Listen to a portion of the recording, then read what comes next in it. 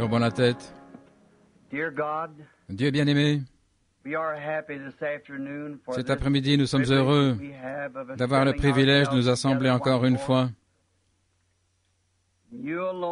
Et toi seul, Seigneur, tu sais combien nos cœurs ont soupiré après cette heure où nous pourrions être de nouveau ici devant ton peuple pour apporter ce message. Nous sentons que c'est vital, qu'il est si urgent cette heure. Tu nous as accordé ces quelques jours maintenant, et nous prions, cher Dieu, que ta main miséricordieuse soit sur nous pour nous guider et nous diriger. Et donne-nous ces choses dont nous avons besoin, Seigneur, car nos cœurs désirent ardemment mieux te connaître. Nous voyons le grand champ de la moisson blanc, mûr, et nous savons que le grain est prêt maintenant pour cette glorieuse époque du battage. Dieu bien-aimé, nous prions que tu fasses s'ouvrir la balle autour de nous. Puissions-nous reposer dans la présence du Fils ces quelques jours qui viennent et mûrir pour le royaume de Dieu. Bénis chaque chant qui sera chanté, bénis chaque prière et réponds à chacune qui sera priée, Seigneur. Sauve tous les perdus, rappelle à la maison du Dieu vivant et à la communion fraternelle ceux qui se sont éloignés. Nous te prions, ô Dieu, de guérir toutes les personnes malades qui viendront sous notre toit. Accorde-le, Seigneur, qu'il n'y ait plus personne de faible parmi nous à la fin de ces réunions. Et cher Dieu, alors pour nous-mêmes, nous qui proclamons en cette heure être l'Église, les appelés à sortir, ceux autour du monde qui sont sortis de Babylone pour être participants de cette merveilleuse communion en ces derniers jours. Nous te prions, Dieu, de bénir nos cœurs. Nous sommes vraiment affamés, Seigneur, et complètement vidés de toutes les choses du monde. Pour autant que nous le sachions, nous avons déposé tous les fardeaux qui nous enveloppent si facilement et maintenant courons avec patience dans la carrière qui est ouverte devant nous. Accorde-le, Père. Et qu'à la fin de cette réunion, nous soyons des chrétiens plus entiers, plus forts, meilleurs que ce que nous étions en entrant. Que Dieu reçoive toute la gloire, car nous le demandons dans le nom de Jésus. Amen. Je pense que c'est un grand privilège ce soir que j'attends depuis assez longtemps. L'autre jour, je disais à ma femme, je deviens tellement impatient à attendre d'arriver au tabernacle. J'ai d'autres amis, bien sûr, autour du monde, mais il y a quelque chose de spécial au sujet de ce tabernacle. J'étais pris de la poussière de ce coin-ci quand Dieu m'a donné la vie sur cette terre. Je pense que s'il tarde, je serai enterré ici quelque part. Quand il viendra, il me trouvera quelque part ici. Mais on dirait qu'il y a quelque chose quand je pense à Jeffersonville. L'autre jour, je me sentais tellement seul, j'avais la nostalgie, à moins que ce soit ces gens qui prient pour moi. Eh bien, tout ce que je peux faire, c'est de retourner et avoir quelques réunions, voir si on ne peut pas apprendre quelque chose du Seigneur. Peut-être qu'il veut que nous sachions quelque chose. Et le grand sujet vital que nous avons devant nous maintenant, c'est mariage et divorce. Et s'il y a une question, il doit y avoir une réponse. Il ne peut pas y avoir de question sans qu'il y ait de réponse. Peu importe ce que c'est, il doit y avoir une réponse. Et si Dieu le veut, j'essaierai d'en parler dimanche matin.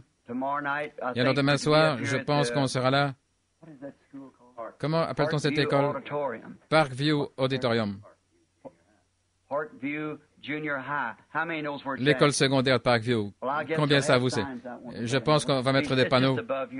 C'est un peu plus haut ici, à peu près à 1 kilomètre. Il y aura un panneau. C'est un beau bâtiment et il y a de la place pour prendre des notes et ce que vous voulez. Et je suis sûr que vous aimerez ça un petit peu mieux plutôt que d'être serré ici au tabernacle. Il y aura beaucoup de place, beaucoup de parking. Je pense qu'il y aura une petite consigne qu'on a promis de respecter. C'est qu'on ne doit pas arriver sur le terrain là avant... Pas avant 5h30. Je pense que ce serait une bonne idée d'arriver là à 6h30. Maintenant, il y a une autre salle, ici, pour 6000 places. Ça serait vraiment bien cette fois, peut-être qu'il nous laisserait avoir l'autre fois pour une grande réunion. Peut-être en été, quand je rentrerai d'outre-mer. Je pense que... Combien de places y a-t-il là? Le frère Neville dit il y a à peu près 4000 places. 4000. Eh bien, on ne manquera pas de place et il n'y aura pas besoin de se presser. Donc, venez à 6h30. Ainsi, comme ça, tout le monde pourra entrer à l'heure juste. Et je suis sûr que vous aurez une bonne place. C'est en pente comme ceci. Et il y a de la place pour pouvoir prendre des notes. Et Dieu voulant, maintenant je pense que c'est la réunion de prière de mercredi soir. La salle est à peu près pleine, ainsi je pense qu'il vaudrait peut-être mieux d'aller là demain soir. On l'a loué au cas où il n'y aurait pas assez de place pour tout le monde. On pourrait aller là-bas. Mais je crois que ce serait mieux d'aller là-bas. Vous ne trouvez pas, frère Neville, d'aller directement là demain soir? Combien pensent que c'est une bonne idée? Et alors, vous auriez beaucoup de place. C'est déjà loué. C'est déjà payé par des frères de l'Assemblée ici. Ça ne coûte que $50 par soir. Ce qui est très... J'aimerais avoir ça partout. Autant de place pour $50 par soir, un bâtiment tout neuf, une belle estrade. Bien sûr, je pense qu'on va ramasser l'offrande. On ne veut pas que ces frères payent ça de leur poche. On va les rembourser.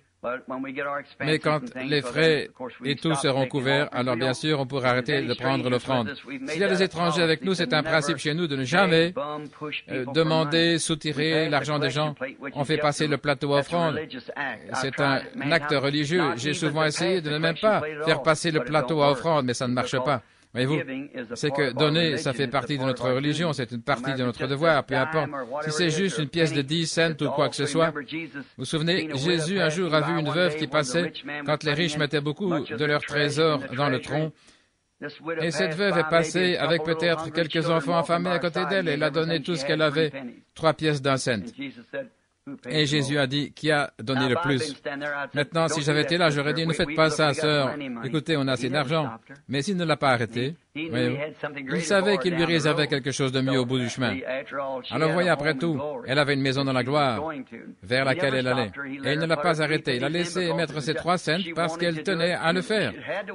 Il fallait qu'elle y tienne, alors qu'elle avait des enfants, qu'elle était veuve et qu'elle n'avait que 3 cents pour vivre. Elle devait vraiment y tenir. Ainsi, vous voyez, quand les gens veulent donner, il faut leur donner l'occasion de le faire. Mais je pense à ceux qui se tiennent là et les gens qui disent qui veut donner $50, qui veut donner $20. Je pense que c'est dégradant pour votre intelligence. Je pense que les gens comprennent qu'il faut de l'argent pour organiser des réunions. Et je n'aurais jamais laissé faire une chose pareille, les administrateurs. J'ai dit, quand vous devrez faire cela, alors il sera temps que je retourne au tabernacle. Alors on n'aura pas besoin de le faire. Mais je crois vraiment qu'il faut faire passer le plateau à offrande pour que le service religieux soit complet. Alors ils feront probablement passer un plateau à offrande comme cela. Ils feront passer le plateau et ce sera tout. Et chaque soir, si le Seigneur le veut, je pense que le Seigneur m'a mis à cœur un message bien précis pour l'Église. Depuis plusieurs jours, j'ai prié et je ne vais pas commencer à en parler maintenant car ce n'est que l'autre jour, il s'est produit quelque chose de vraiment phénoménal, je vais vous en parler. Maintenant, le sujet principal, je pense, pour lequel Billy disait que la plupart avaient appelé, c'était sur mariage et divorce. Un sujet très important, et je ne savais pas comment l'aborder. Je suis allé prier à ce sujet, et le Seigneur m'a rencontré. Et je sais, moi je ne l'ai pas, mais Dieu me l'a donné, et maintenant je l'ai. Dieu m'a donné la réponse correcte. Voyez? Et je sais que c'est vrai. Ainsi, je ne sais pas encore exactement, peut-être dimanche, il se peut que je demande à nos sœurs de ne pas venir à la réunion de dimanche, elles, mais je ne sais pas. Ça dépendra si les femmes mariées veulent venir avec leur mari. Il y a des choses vraiment capitales qui doivent être dites, la vérité là-dessus. Alors nous voulons l'exposer entièrement par le « Ainsi dit le Seigneur », alors vous l'aurez. Vous connaîtrez exactement la vérité. Et je compte sur lui pour le faire. Et maintenant, j'étais là-bas au restaurant l'autre jour en train de manger. Et Jerry et les autres vous cherchaient. Ils disaient, eh bien, quelqu'un des gars était là. Il disait, quand il avait dit, je vais m'en tirer pas mal cette semaine, il disait, ces 2 prochaines semaines, il y a une réunion là de basketball ou quelque chose comme ça. Et puis il a dit, Branham là-bas va avoir une réunion. Et il a dit, j'aurais beaucoup de monde à nourrir. Au Ranch House, un de ces restaurants là-bas, ils étaient très gentils. Et je suis très content de vous, parce qu'ils ont dit tout plein de bonnes choses à votre sujet là-bas au Ranch House. Le gérant m'a rencontré l'autre jour, j'arrivais vers les 2h30 du matin de l'Arizona, et il a dit, eh bien, frère Branham, j'entends dire que vous allez encore avoir des réunions. J'ai embauché de la main-d'œuvre supplémentaire. Et je vais vous dire une chose, c'est que ces gens qui viennent là-bas, ce sont vraiment des gens bien. Oh, ça m'a fait sentir vraiment bien. Parce qu'après tout, oui, vous êtes un peu comme mes enfants.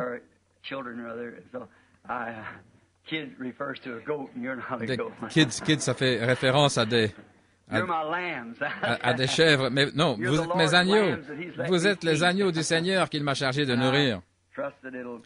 Et j'ai confiance qu'il me permettra de le faire.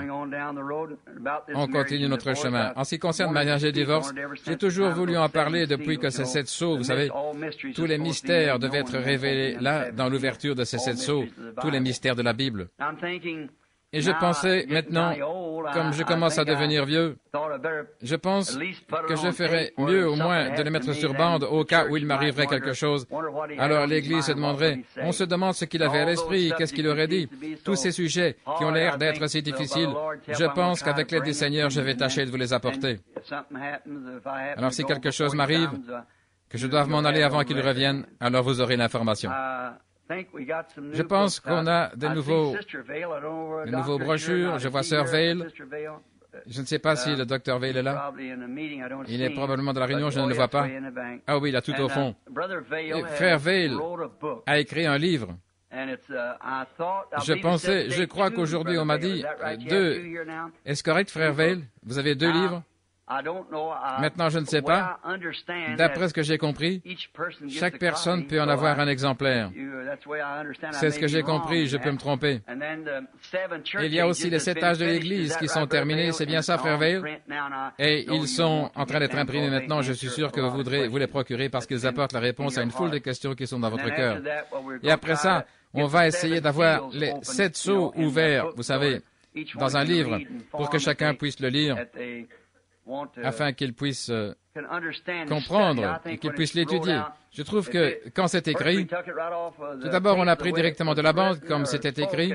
Et vous savez, on peut apporter une prédication, c'est une chose, mais rédiger un livre, c'est autre chose. C'est comme s'il m'arrivait d'effleurer un sujet, comme je vous dirais. Maintenant, la semence du serpent, vous voyez. Maintenant, celui qui lirait ce livre, si on transcrivait ça, il se demanderait qu'est-ce que la semence du serpent, voyez-vous. Il ne le saurait pas. Et si ça arrivait dans un endroit comme Princeton ou quelque chose, alors il penserait qu'on est des gens sans intelligence. Alors j'ai demandé à Frère Vail de m'aider un peu avec ça et de garder la même idée, d'arranger la grammaire. Et je suis certain que ma grammaire à moi, ce serait un mystère pour eux, certainement. Frère Vail est vraiment fort là-dedans. Alors, il est... Et puis en faisant ça, je pense que notre précieux frère a dû y trouver un peu d'inspiration en plus d'une certaine manière. Et il a dit qu'il allait lui-même écrire quelques livres en s'inspirant de ceux-là. Alors il en a écrit un qui s'appelle, je crois, Le prophète du XXe siècle, et un autre, L'Église de Laodicée, je crois, ou quelque chose comme ça. Et Billy m'a dit ce soir que je crois qu'il en est arrivé plusieurs milliers aujourd'hui. Quelqu'un les a apportés du Texas. Et ils seront ici. Il va annoncer ça, je pense. À combien ils sont, je pense qu'ils sont déjà payés, je ne suis pas sûr. S'ils le sont, ils vous seront donnés, voyez, gratuitement. Et nous espérons qu'ils vous plairont. Si oui, serrez la main à Frère Vail là derrière et dites-lui combien vous appréciez. Pour moi, je n'ai jamais lu ça. Si je le lisais, je pourrais changer d'avis. Alors, je vais essayer de le lire cette semaine pendant que j'en ai l'occasion, si je le peux. Maintenant, comme on est mercredi soir, notre série de réunions commencera officiellement demain soir. Mais je trouvais que vu que je suis ici, je ne pouvais simplement pas rester à la maison en sachant que vous étiez tous ici. Vous savez, c'est comme quand on a de la famille qui arrive, qu'on se dépêche d'aller les accueillir au bout de l'allée, vous savez. Et j'ai pensé que j'allais tout de suite venir vous souhaiter la bienvenue à Jeffersonville. Ainsi, la semaine passée, excusez-moi, c'était il y a environ 3 semaines, je suis rentré, j'étais parti, j'avais été à des réunions dans tout l'Arizona là-bas et j'étais rentré pour essayer de me relaxer. Je suis allé à la chasse et j'ai eu le record de l'Arizona pour le plus gros puma. Je l'ai poursuivi sur 32 km à travers la forêt pour l'attraper. Et pourtant, quand j'y pense, je n'aurais jamais cru quand j'étais un jeune garçon pour montrer comment ces choses arrivent, une petite maison que le Seigneur nous a donnée là-bas, pour les mois qu'on passe là-bas, et l'école pour les enfants. J'étais un jeune garçon, je pense que Jimmy Poole est ici ce soir, peut-être que son père est ici, Jim, le baraquet. On allait à l'école ensemble, je me souviens que j'étais assis là, un petit garçon en guenille. Et j'avais des chaussures de tennis avec les orteils qui sortaient. J'empruntais une feuille à l'un et un crayon à l'autre. J'écrivais des poèmes et Madame Wood, qui est ici, m'a fait réciter cet après-midi-là. Ça a été enregistré, celui sur ma vieille Ford, vous savez. Elle a dit, nous devrions envoyer ça à Monsieur Ford. Il dit, il y a trop de vérité là-dedans. L'avant qui vibre et la boîte de vitesse qui grince et le volant qui ressemble à un casse-tête chinois.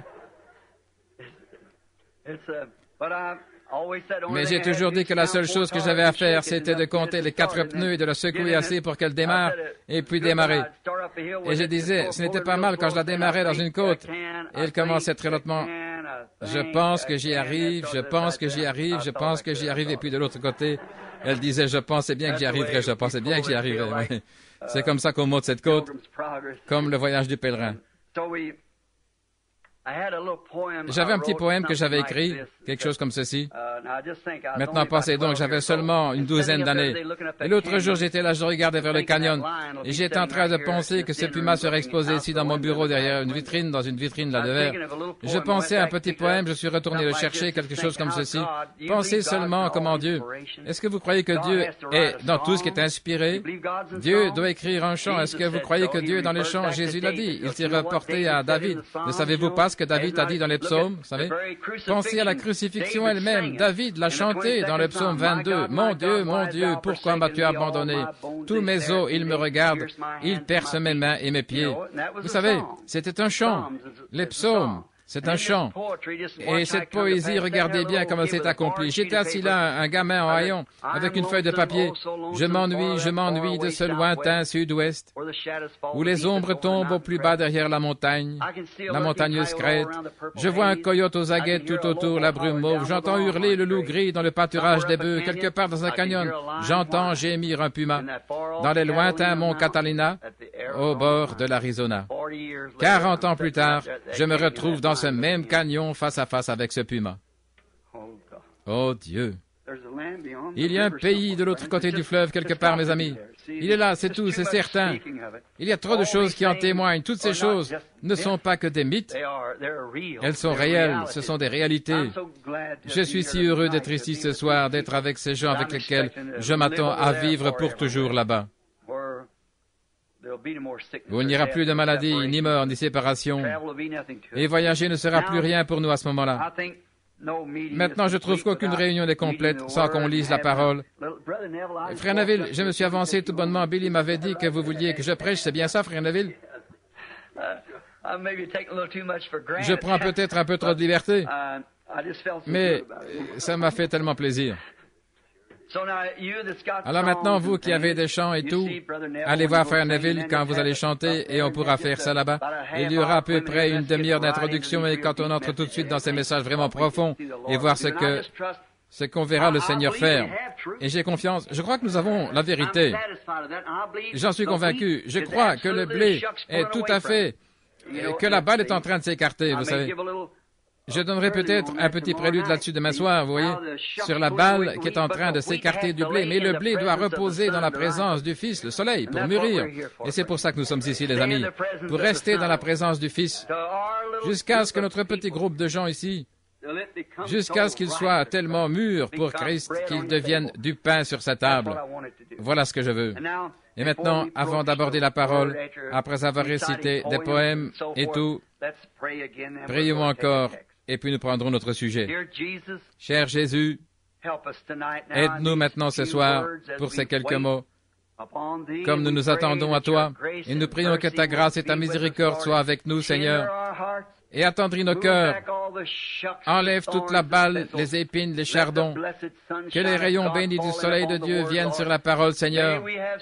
Que nous ayons une réunion si glorieuse qu'il n'y ait plus personne parmi nous qui ne soit sauvé. Tous les enfants seront dans le royaume de Dieu. Ceux qui n'ont pas le baptême de l'Esprit, qu'ils le reçoivent, Père. Que tous les grands mystères que nous devons connaître dans cet âge, Seigneur, nous soit dévoilé et nous verrons Dieu clairement. Ainsi nous saurons comment nous comporter et agir en nous corrigeant et en soumettant les membres de nos corps par la discipline de la parole, afin que nous sachions comment nous devons vivre en ce jour présent alors que le Seigneur Jésus est proche. Alors que je lirai ta parole ce soir, Seigneur, il se peut qu'à cause de mon peu d'instruction, j'ai réussi à lire certains mots et peut-être que j'en prononce mal d'autres. Mais Seigneur Dieu, toi seul peux en faire sortir le contexte. Tu es le seul qui puisse le faire. Il n'y a aucun moyen pour qu'un être humain puisse jamais y arriver. C'est entre tes mains, Seigneur. Alors donne-nous chaque soir ces choses qui sont cachées dans ta parole, afin que nous soyons de meilleurs chrétiens et que nous vivions comme il faut à l'heure où nous sommes, comme des chrétiens modèles. Nous le demandons au nom du Seigneur Jésus. Amen.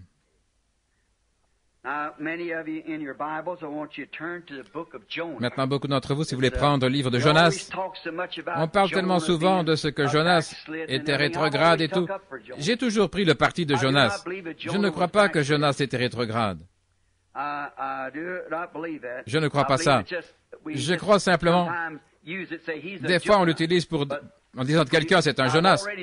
J'en ai déjà parlé d'une autre manière et j'ai dit ce que je pensais là-dessus. Jonas, ce qui était arrivé. La parole de l'Éternel fut adressée à Jonas,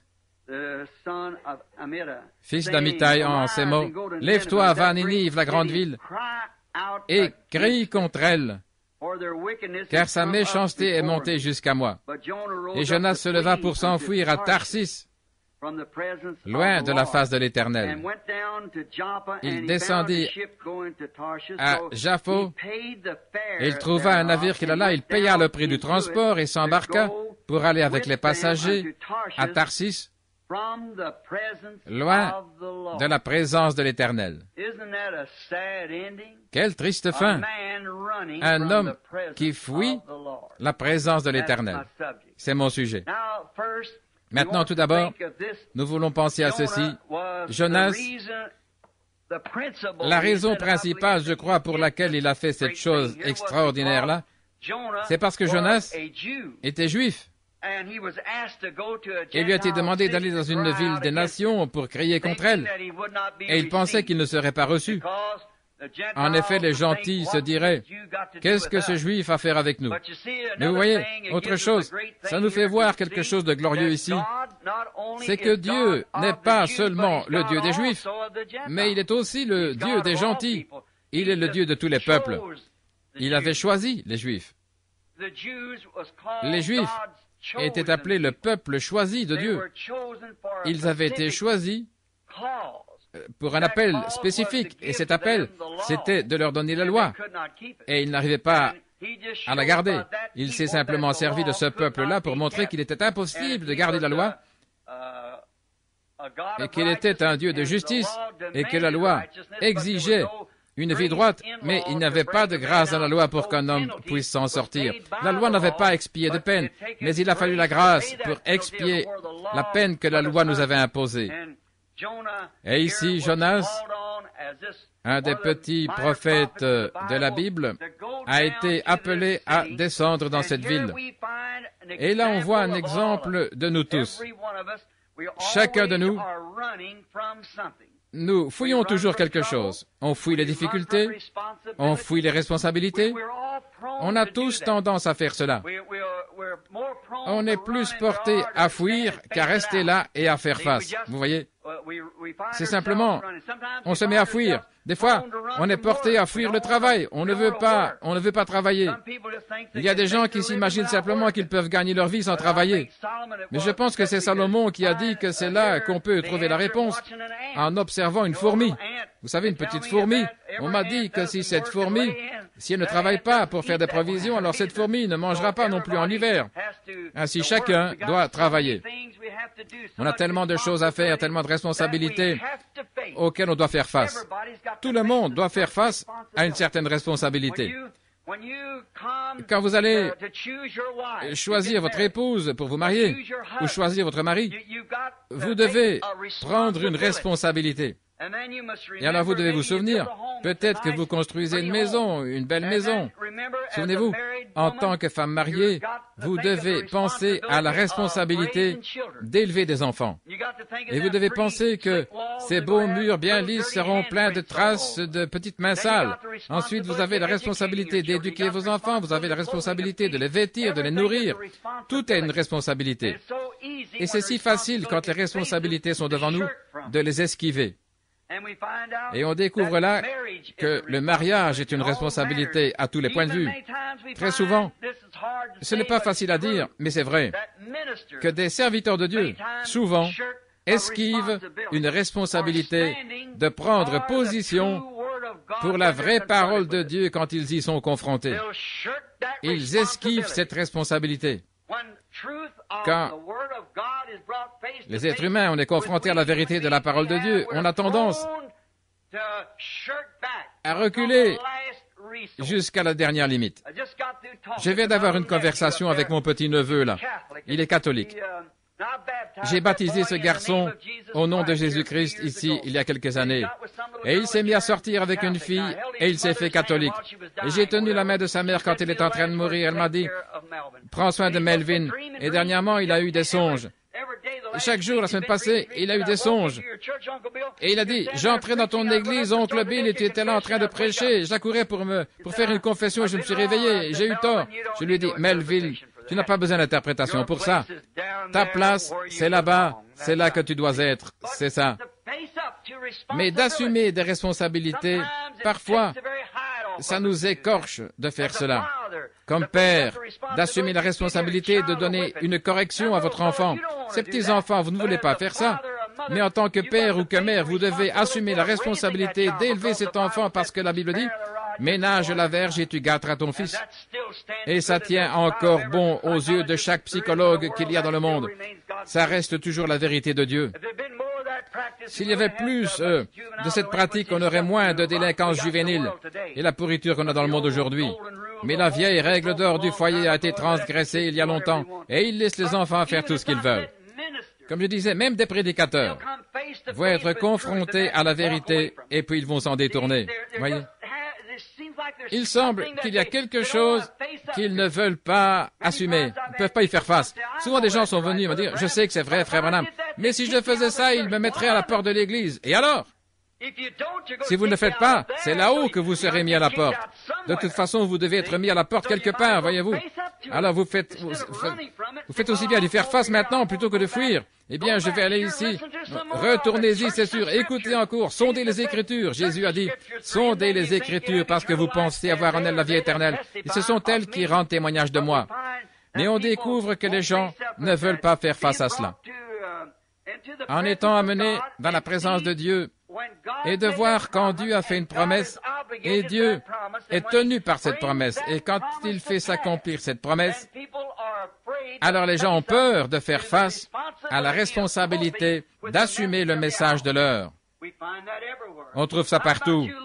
Qu'en est-il de vous les luthériens? Combien de luthériens ont eu peur? Les gens ont eu peur d'assumer la vérité de Luther quand il est venu avec la justification. Regardez ce que ça vous a coûté. Peut-être votre propre vie de sortir et de confesser ouvertement Jésus-Christ et devenir luthérien. Regardez-vous les méthodistes, comment c'était autrefois. On vous appelait des saints comédiens. Je pense que vous savez ça. Ils entraient dans l'esprit, ils étaient secoués par des spasmes.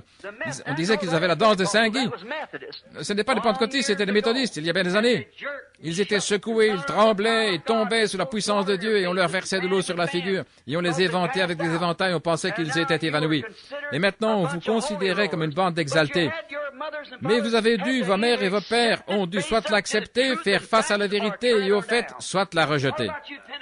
Et vous, les pentecôtistes qui avez reçu la restauration des dons, quand le baptême du Saint-Esprit est sorti, avec le parler en langue et les dons de l'Esprit qui revenaient dans l'Église, eh bien, les méthodistes ont voulu vous mettre à la porte et ils l'ont fait. Mais vous avez dû y faire face. C'est quelque chose que vous deviez faire. Qu'en est-il de la question du baptême au nom de Jésus-Christ? Et vous avez vu que c'était la vérité.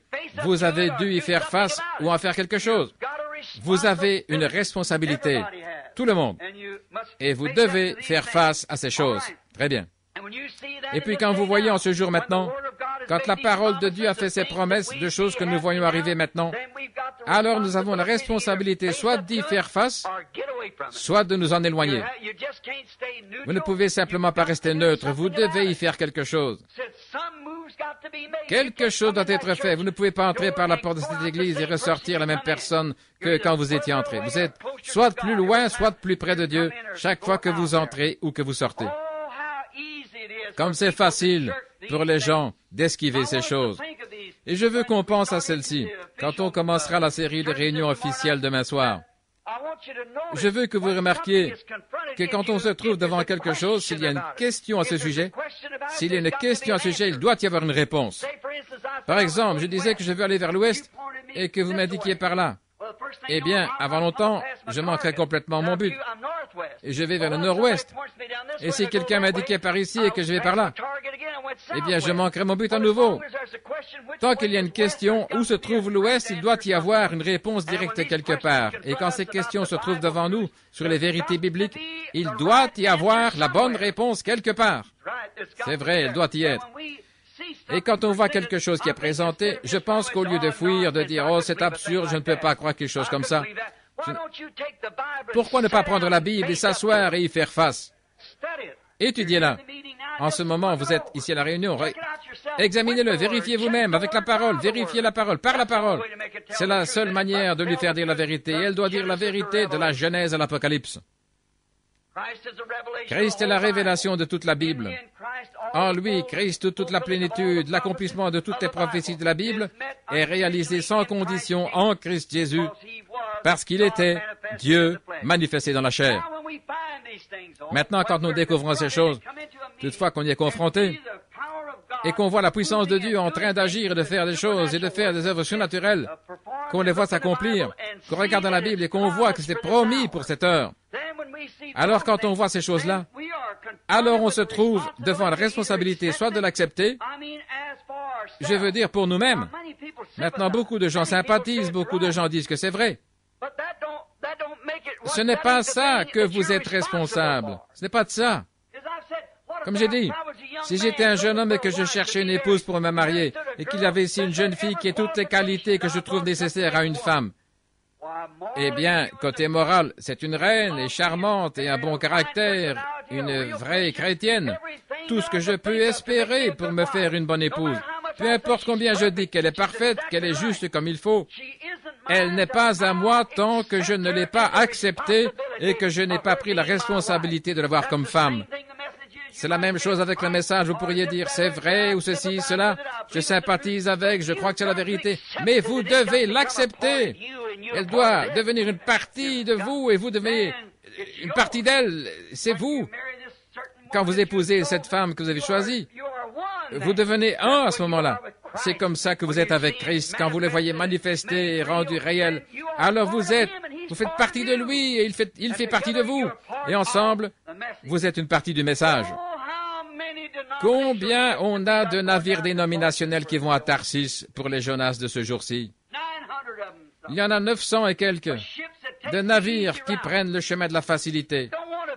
Ils ne veulent pas y faire face. Jonas ne voulait pas faire face le fait d'aller vers les non-juifs. Il ne voulait pas leur apporter ce message cruel là-bas. Dans 40 jours, vous périrez si vous ne vous repentez pas. Ça le rebutait. Il se disait, ces non-juifs, on ne sait pas à quoi s'attendre de leur part. Mais il devait y faire face. Seulement, il a pris le bateau de facilité et il allait vers Tarsis. Il est descendu au fond du bateau et il s'est endormi. Le chemin facile. C'est un chemin facile, c'est un chemin qui a du succès auprès des gens. C'est facile de prendre le chemin où tout le monde vous passe la main dans le dos, vous êtes un brave type, et voici un tel, et le monde vous tient en haute estime. C'est facile de suivre le chemin du grand nombre. Mais quand vous devez faire quelque chose de différent, quand vous devez vous tenir à votre conviction de ce que vous savez être la vérité, c'est là qu'il y a la partie difficile. C'est là que les frictions arrivent. Comme on a souvent chanté ce cantique, qu'il est facile quand on navigue sur une mer calme de se confier dans la force du grand bras de Jéhovah. Mais oh, que les vagues se mettent à souffler, que le vent souffle et soulève les vagues. Alors, qu'est-ce que vous faites? Quelque chose que m'avait raconté une fois, une dame m'avait dit, à propos des voitures à cheval, elle a dit que le cheval s'était emballé avec elle en rentrant de l'église. Qu'est-ce que vous avez fait? J'ai fait confiance au Seigneur jusqu'à ce que les rênes lâchent. Eh bien, c'est là. C'est à ce moment-là de faire confiance au Seigneur. Après que les rennes ont lâché, vous faites confiance aux rennes jusqu'à ce qu'elles lâchent, oui. Et alors on découvre qu'il y a beaucoup de chemins faciles, de bateaux qui vont à Tarsis. C'est facile, pas de responsabilité. Ça va tout seul. Vous avez tout qui vient, tout le monde vous aime bien, et tout le monde, personne n'est en désaccord avec vous, vous n'êtes en désaccord avec personne. Maintenant, n'est-ce que c'est pas une vraie lavette? C'est juste. Aucune personnalité, tout passe, oh n'importe qui, peu importe qui vous êtes, ni ce que vous défendez. En fait, des gens qui ont l'esprit normalement tourné auront plus d'estime pour vous si vous tenez ferme pour votre conviction de ce qui est juste. C'est vrai.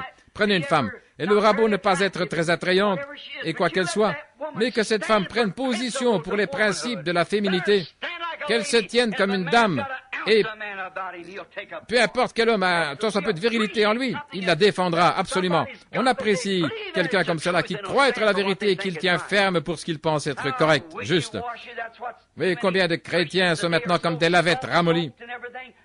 Ils pensent que tout ce qu'il y a à faire, c'est de se joindre à une église, entrer quelque part, mettre leur nom sur un registre ou faire un petit quelque chose, sauter, crier, quelque chose comme ça. Et ils appellent ça la chrétienté. La chrétienté, c'est une vie de tous les jours, rude, vivre pour Dieu dans le monde présent. C'est avoir le feu et l'amour de Dieu qui brûlent constamment dans le cœur, qui vous enflamment et qui vous font aller là-bas dehors avec les gens et faire des convertis à Christ. Des responsabilités. Mais c'est facile de suivre le train du monde, c'est facile de suivre le courant. Allez là-bas vous asseoir dans votre bateau sur la rivière, prenez vos rames et mettez-vous à ramer à contre-courant. Vous n'allez pas bien vite et c'est dur. Mais lâchez seulement les rames et regardez à quelle vitesse vous passez devant les arbres en descendant. Mais regardez où vous allez.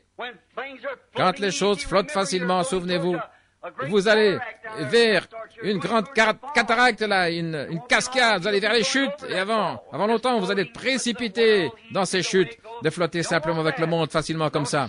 Vous ne voulez pas cela, non, monsieur. Mais vous devez accepter votre responsabilité. Maintenant, vous le croyez, et vous pensez que c'est la vérité. Et la responsabilité que Dieu nous a donnée aujourd'hui, c'est d'apporter ce message. Et comme je deviens plus âgé, je sais que mes jours raccourcissent. Je ressens cette responsabilité plus que jamais. Avancez sans relâche. Nous devons le faire. Nous devons nous y mettre partout où nous allons et annoncer le message et dire aux gens que Jésus-Christ revient, qu'il est Dieu et qu'il vient bientôt. Il ne reste aucun espoir pour le monde que la venue du Seigneur. Là-bas au fond, je vois des amis qui étaient avec moi là-haut quand l'ange du Seigneur. Ces gars ici, je pense qu'ils ont trouvé l'endroit où ça s'est passé là-haut. Et souvenez-vous simplement ce que le Seigneur a dit là, frère Wood, il montait la colline. Il était en quelque sorte en train de pleurer parce que sa femme était malade. Et le Seigneur a dit, ramasse ce caillou et lance-le en l'air et dit, ainsi dit le Seigneur. Et j'ai fait ça. Et frère Wood est assis comme témoin. J'ai dit, frère Wood, il ne se passera pas longtemps avant que tu vois quelque chose arriver. Et le lendemain, pendant qu'on était debout là, tous ensemble, et beaucoup de ces hommes sont ici même ce soir, un jeune prédicateur était là. J'ai remarqué, je venais de le rencontrer le soir avant. Il était dans notre camp, il était monté pour être avec nous. Et il m'a dit, frère Branham, est-ce qu'il vous arrive d'avoir des visions comme cela? J'ai dit, oui, monsieur, mais je viens ici pour m'en éloigner, en quelque sorte, me reposer. Il a dit, eh bien, bien sûr, il me montre des choses ici. Et j'ai dit, juste de l'autre côté de la colline ici, c'est là que les 7 anges sont apparus. Oui, je comprends, il a dit. J'étais un des commanditaires de vos réunions là-bas en Californie. J'ai dit, eh bien, je suis content d'apprendre cela. Et pendant que je me tenais là, j'ai regardé autour et j'ai vu un docteur assez corpulent qui lui examinait les yeux. Je l'ai entendu dire, vous allez perdre cet œil, parce qu'il y a une allergie là-dedans. Et je l'ai soigné pendant 2 ans et vous allez perdre cet œil. La raison pour laquelle vous m'avez demandé ça, c'est parce que votre médecin vous a dit l'autre jour que vous alliez perdre cet œil. Et il a dit, c'est vrai. Et il regardait comme cela. Et j'ai vu sa mère enlever un de ses bas et tenir son pied avec des petites tumeurs qui pendaient entre ses orteils un peu partout là sur sa jambe. Elle disait, si tu vois frère Branham, dis-lui de prier pour ça. Et je lui ai dit, votre mère a sorti son pied comme ça. Elle a plein de petites tumeurs sur ses orteils comme ça. Et elle a dit, demande à frère Branham de prier. Il a dit, frère Branham, c'est la vérité. J'ai regardé, quand je l'ai fait, j'ai vu là qu'il se tenait en me regardant. Des yeux, tout ce qu'il y a de plus clair. Je l'ai rencontré cet automne. Il avait de meilleurs yeux que n'importe qui dans le camp. Et le Seigneur l'a guéri et lui a redonné la santé. Pendant que j'étais là debout, Le Seigneur me parlait, le jugement va bientôt frapper la côte ouest. Et il a dit, va là-bas, à côté de ce foyer. Et j'avais une pelle à la main, j'ai marché pour aller là. Et frère Roy Robertson, on le connaît tous ici. Il n'est pas ici ce soir, pourtant que je sache, il est là-bas en Arizona. Il est le président des administrateurs ici, et je savais que c'était un ancien combattant. Et quelque chose allait se passer, une belle matinée calme vers 10 heures du matin. Et les gars étaient tous là, 10, 12, en train de démonter les tentes. J'ai marché en disant, Roy, cache-toi vite, quelque chose est sur le point d'arriver. Je n'ai pas pu lui en dire plus. Et le tourbillon de Dieu est descendu du ciel, il a claqué comme ça, il a fait trembler les collines. Il est entré dans cette montagne, il a ouvert une tranchée de tour environ 1,50 m de hauteur. Il a arraché la cime de tous ces arbres. Pendant que les pierres sortaient, il est monté en l'air, il est redescendu. Dans un autre grand baptême, il a frappé la montagne d'un bout à l'autre. 3 fois, puis il est monté en l'air. Frère Banks est venu vers moi, il a dit, « C'est ça que tu disais hier? » « Oui, monsieur, c'est exactement ça. » Et 2 jours après, l'Alaska a failli être englouti. Et cette côte ouest n'a pas arrêté d'être secouée, les tonnerres et les poussées et tout ce qui se passe. Et l'un de ces jours, elle va glisser dans l'océan, c'est vrai. Qu'est-ce que c'est? Nous vivons à l'heure de la venue du Seigneur. Quand on voit s'élever des ismes et toutes ces différentes choses, on sait qu'il doit y avoir une vraie réponse à cela. Il y a des gens là dans le pays maintenant. Vous avez vu dans le journal, le Seigneur va revenir, vous savez que c'est faux. Jésus a dit, aucun homme ne connaît la minute ou l'heure. Quand on voit toutes ces choses, et les choses qui se produisent comme cela, il y a forcément la vraie réponse quelque part. Il doit y avoir une vérité. L'un dit l'Est, l'autre l'Ouest, Sud-Ouest, Nord-Ouest ou quelque chose. Mais il y a forcément la vraie réponse quelque part au problème. Esquiver ça, nous devons dire aux gens que nous vivons aux heures de la venue du Fils de Dieu. Nous voulons veiller. Et Dieu, être en marche tout le temps, prêt à donner à un homme une réponse juste. Ça a toujours été comme ça. C'est dans l'homme. Il s'est esquivé et il s'est éloigné de Dieu depuis Adam dans le Jardin d'Éden. Quand Adam était dans le Jardin d'Éden, quand il s'est trouvé devant la responsabilité de faire son choix, est-ce qu'il resterait avec Dieu ou est-ce qu'il irait avec sa femme? Il a dû faire face à cette responsabilité. Il devait soit prendre ce que sa femme avait dit, soit ce que Dieu avait dit. Et quand il a choisi de suivre la voie de sa femme, quand il a fait ça, alors il a perdu sa condition originelle. Et il a soumis le monde entier à la mort. Quand il a dû prendre la responsabilité, soit d'accepter une lumière nouvelle que sa femme avait trouvée, mais qui était contraire. Oh Dieu, pensez-y. Dieu leur avait seulement donné environ 8 ou 10 mots à garder. Mais de cet arbre-là, tu n'en mangeras pas. C'est tout ce qu'ils devaient garder, et même avec juste ça comme parole, ils l'ont transgressé. Alors Adam a dû faire face. Est-ce que je vais faire ce que ma femme m'a dit de faire, ou est-ce que je vais faire ce que Dieu m'a dit de faire? Et il s'est éloigné les yeux ouverts. Il devait prendre la responsabilité. Ça a précipité la race humaine tout entière dans la mort. Alors cet autre Adam est venu qui était Christ. Il n'y a jamais eu quelqu'un comme lui. Quelqu'un dire qu'il n'était pas Dieu. Son caractère unique a prouvé qu'il était Dieu. Il n'y a jamais eu une créature qui a vécu comme lui. Il vivait dans un monde à lui. Il est né en dehors du domaine naturel. Alléluia. Il est le Créateur lui-même, fait chair. Qui aurait jamais pu se tenir où il s'est tenu? Qui a jamais parlé comme lui? Qui aurait jamais pu dire les choses qu'il a dites? Qui aurait jamais pu faire les choses qu'il a faites? Son caractère unique a prouvé qu'il était Dieu. Il n'y a aucun prophète ou quoi que ce soit d'autre qui aurait pu faire ce qu'il a fait. Et qui aurait pu appeler les morts à sortir de la tombe, qui aurait pu arrêter le ciel et faire tout ce qu'il voulait. Il était Dieu. Qui aurait pu jamais prendre sa place? Qui pouvait-il être d'autre que ce Dieu parfait, immortel, qui a été fait chair et qui habitait parmi nous? Il n'y a jamais rien eu qui lui soit comparable. Il vivait dans un monde à lui. Aucun homme n'a jamais parlé comme lui. Dès qu'il ouvrait la bouche, il y avait quelque chose là qui était différent de n'importe qui d'autre. Quelqu'un a dit qu'il était seulement un homme ordinaire. Je proteste. Il était Dieu. Voilà ce qu'il était. Car aucun homme n'a jamais parlé comme lui. Aucun homme n'aurait pu parler comme lui. Parce qu'il était la parole vivante elle-même, faite chair. La manifestation de la plénitude de Dieu. Je l'admets, les prophètes avaient leur message. Ils l'avaient à l'époque, ils l'ont aujourd'hui. Mais là, il y avait dans un corps la plénitude de la divinité manifestée. Il était l'unique. Et c'est lui qui a dû affronter la question. La question du péché, avec toute la puissance qu'il avait, il aurait tout à fait pu être le roi du monde. il le sera. Et pour ses saints, il l'est déjà. Il s'est tenu là. Quel homme aurait été pauvre, n'aurait pas eu d'endroit où reposer sa tête, alors qu'il savait même où se trouvait un poisson qui avait avalé une pièce de monnaie. Quel homme aurait pu prendre ces grandes cruches d'eau et les transformer en vin, et ne pas avoir d'endroit où poser sa tête? Il a dû assumer les responsabilités qui lui avaient été confiées. Quel homme aurait pu ressusciter de la tombe un homme qui était mort depuis 4 jours et qui était en train de pourrir? Est-ce qu'il n'aurait pas pu se sauver lui-même? Bien sûr qu'il aurait pu. Mais s'il l'avait fait, il ne nous aurait pas sauvés. Il a dû assumer les responsabilités. Et à cause de son obéissance à la parole, alors que la désobéissance d'Adam, qui lui avait pris le raccourci, le chemin de Tarsis, mais Jésus a pris le chemin de Ninive vers les nations pour se chercher une épouse. Je suis heureux ce soir qu'il l'ait fait.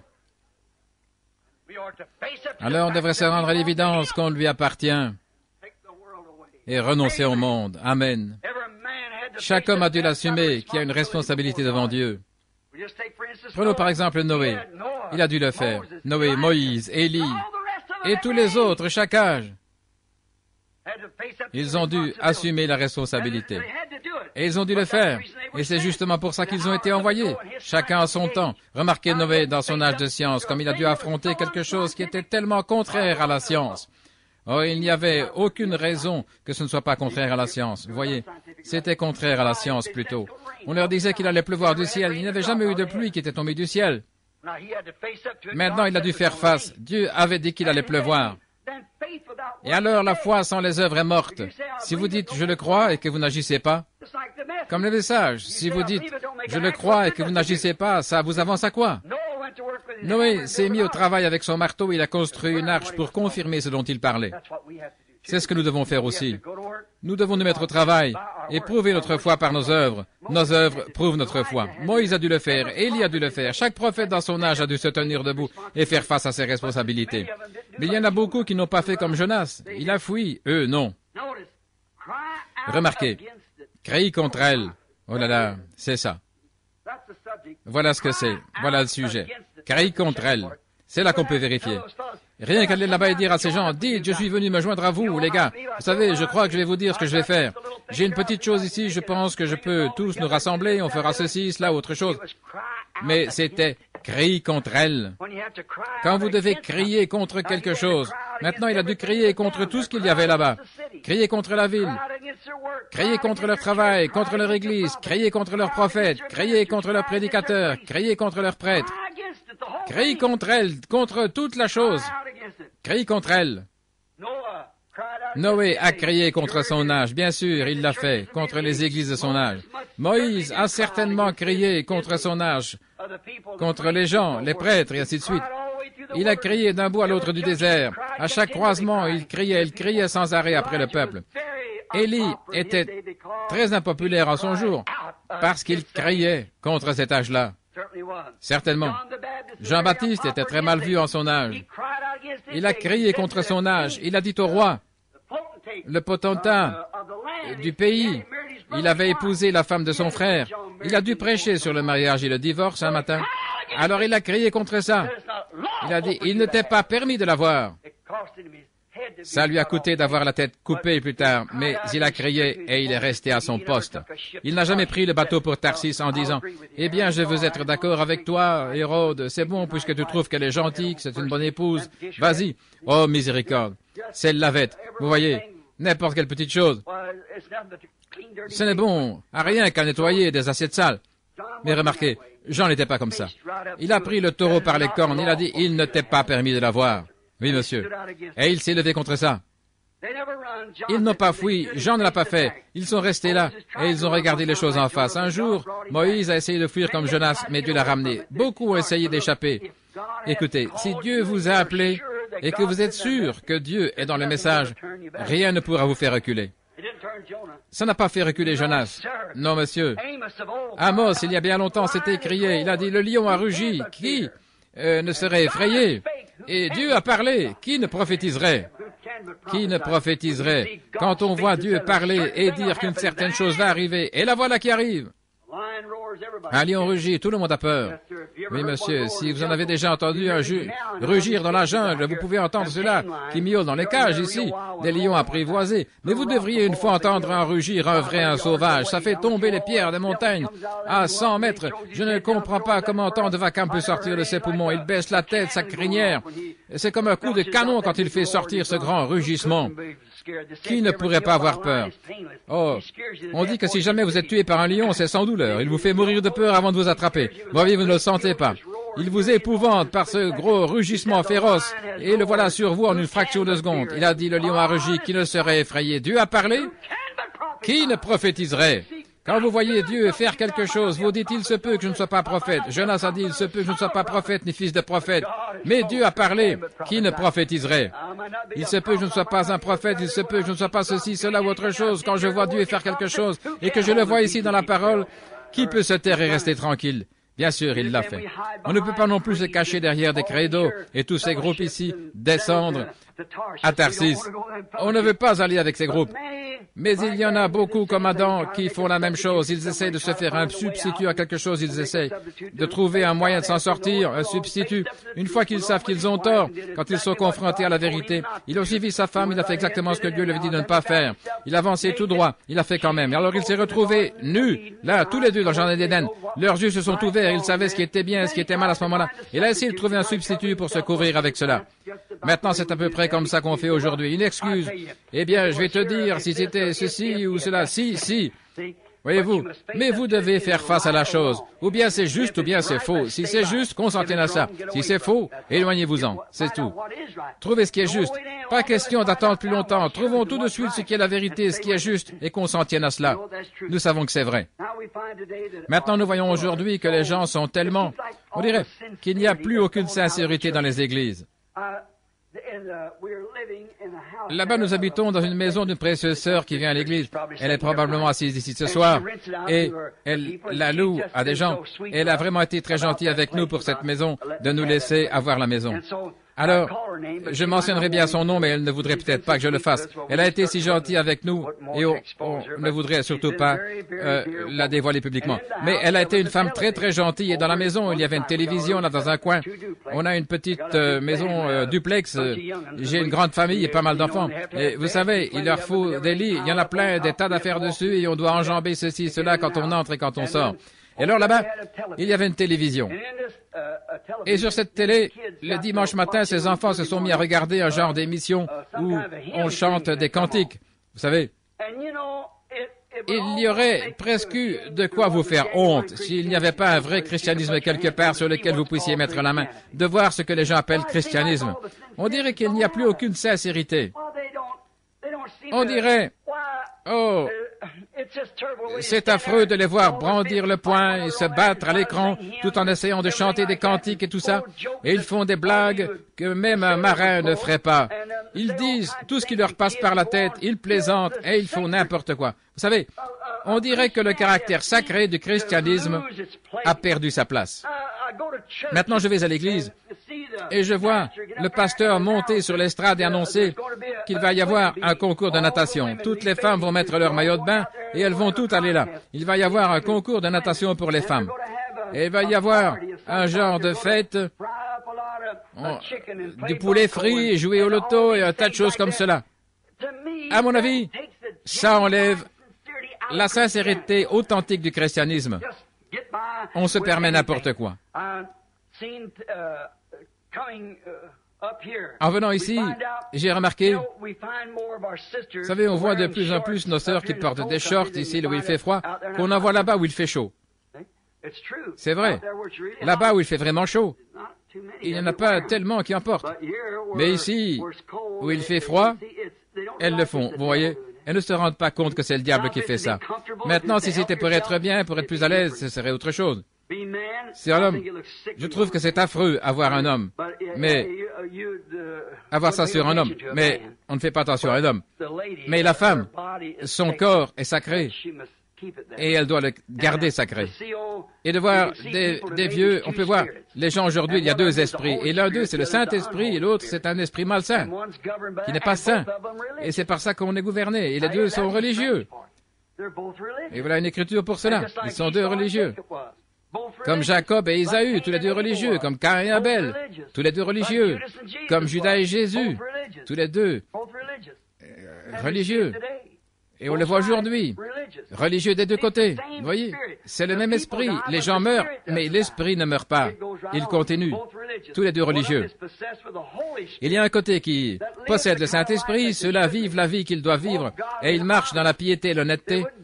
Ils ne vous rouleraient pas d'un centime. Ils font tout aussi honnêtement qu'ils peuvent pour vous aider. Et les autres, aussi gentils qu'on peut l'être. Et les autres, on voit, c'est tout à fait l'inverse. Et pourtant, tous les deux sont des esprits religieux. Les deux. L'un, le Saint-Esprit, et l'autre, un esprit qui n'est pas saint. Et vous remarquez, même s'ils se disent religieux, ils vont se moquer de vous, ils vont vous traiter de saints comédiens, de traités d'exaltés. Ils ne tiennent pas compte de l'immuable parole de Dieu comme si elle n'avait jamais été écrite. Vous avez beau dire, bon, écoutez, si le baptême, j'ai le Saint-Esprit. Et vous êtes là, un cigare à la main, en train de fumer? Oui, j'ai le Saint-Esprit. Moi, je ne pense pas que ce soit mal de prendre un petit verre. Oui. Et vous avez remarqué, moi, je ne pense pas. Mais Dieu, lui, il pense autrement, vous voyez, d'après sa parole. Et ce qu'ils font, en fait, ils crachent dessus, c'est tout à fait ça. Tout comme ce type-là, cet infirme qui est arrivé en rampant cette fois-là, quand David était excommunié de son trône. Il montait la montagne des Oliviers, il s'en allait en pleurant alors qu'il montait, il regardait en arrière. Et ce type-là est sorti en se traînant là, et il lui a craché dessus, et le garde l'a dit, je laisserai la tête de ce chien sur lui qui crache sur mon roi. David a dit, laisse-le, voyez, ils ont craché dessus. Et 800 ans plus tard, ils ont aussi craché sur son fils Jésus-Christ. Et aujourd'hui, ils crachent encore dessus, comme si ce n'était. Ils n'ont aucun respect, ils s'en fichent, ils haussent les épaules et ils s'en vont. Ils vous rient au nez. Pourquoi? Ils sont sur un bateau pour Tarsis. Cet appel à Dieu, vous devez crier contre le mal, crier contre le péché, crier contre ce qui est faux. Maintenant, souvenez-vous, ce sera... Dites donc l'heure, vous savez, j'ai 2 heures de décalage. À Tucson, il est seulement 7h10. Et je commence à ne plus trop être à ma place ici. Bon, très bien. Maintenant, souvenez-vous qu'on devra répondre. Souvenez-vous, ceux qui crachent sur Christ devront en répondre. Quand David est revenu de son exil, quand il avait fui, quand il est revenu, souvenez-vous que ce type-là s'est jeté face contre terre, il a imploré sa miséricorde, il avait craché sur David quand il sortait, mais il aurait été prêt à baigner ses pieds de larmes quand il est revenu. Et un jour, ceux qui ont percé Jésus le verront, et ceux qui le percent aujourd'hui le verront aussi. Un jour, ça les rattrapera. Souvenez-vous, Apocalypse 22, il exige de nous que nous gardions chaque parole qu'il a écrite, chaque parole. Maintenant, nous savons que sa présence est ici, c'est confirmé, nous l'avons. Et nous confions que ce sera encore confirmé parmi nous cette semaine, que les malades seront guéris, que de grandes choses vont se passer. Nous ne voulons pas l'opinion populaire, nous voulons la vérité. Nous ne voulons pas accepter autre chose que ce que Dieu a dit être la vérité. Mais sachez que vos péchés vous atteindront toujours. S'ils ne font pas ici, ils vous atteindront au jugement. Alors, quelque part, ça vous rattrapera. Mais si vous êtes un vrai chrétien, vraiment appelé comme Jonas, alors Dieu a déjà payé le prix de votre voyage. Descendez donc de ce bateau pour Tarsis. Dieu vous a prédestiné à cette vie. Oui, monsieur, si vous êtes un vrai enfant de Dieu appelé, venez à Christ. Entrez dans sa plénitude. Votre voyage est payé. Vers où? Il est payé vers Ninive, pas vers Tarsis. Vous êtes prédestinés. Votre bateau, il y a un bateau qui part à l'instant même. Il se met en route. Alors la seule chose à faire, c'est d'embarquer. Et si vous étiez comme Dieu, vous ne pourriez jamais trouver la paix. C'est comme mon neveu tout à l'heure. Ça fait à peu près 10 ans maintenant qu'il erre à gauche et à droite. Des fois, le matin, il va à cette église catholique-là. Il prend celle-là à cause de ce que dit un Saint-Père là-bas et puis un autre ici et là. Et qu'est-ce qu'il y gagne au bout du compte, voyez? Et maintenant, il a encore faim et soif. Je lui ai dit, mon garçon, ta place, c'est là-bas à l'hôtel. Il n'y a pas moyen d'échapper. Quand Dieu est à votre housse, vous faites aussi bien d'abandonner la partie et d'y aller, c'est tout. Souvenez-vous, Dieu, eh bien, Dieu était dans le bateau, Dieu était dans la tempête, Dieu était dans le poisson et partout où il allait, Dieu était là. Oui, Dieu est là. Et ça n'arrêtera pas de vous poursuivre. Alors pourquoi attendre plus longtemps? Commençons ce réveil comme il faut, c'est ça. Qu'est-ce que vous attendez? Nous croyons que la venue du Seigneur est proche et qu'il aura une épouse et qu'elle sera prête. Nous ne voulons pas de bateau pour aller à Tarsis. Nous allons à Ninive. Nous allons dans la gloire. C'est juste, nous allons là où Dieu va vous bénir. C'est ce que nous voulons faire. Rester dans la présence de Dieu, alors avec nos cœurs, pas tellement nos mains, mais nos cœurs devant Dieu, jusqu'à ce qu'il nous ait imprégnés et réimprégnés comme ça des rayons de sa gloire, et qu'il ait cuit en nous sa bonté, qu'il ait fait mûrir ce que nous avons pour que ça devienne une réalité, et qu'alors nous puissions montrer à d'autres que Jésus-Christ est vivant. Oh là là, nous voulons croire cela. Et souvenez-vous, partout où Jonas allait, Dieu était dans le bateau, Dieu était dans la tempête, Dieu était dans le poisson.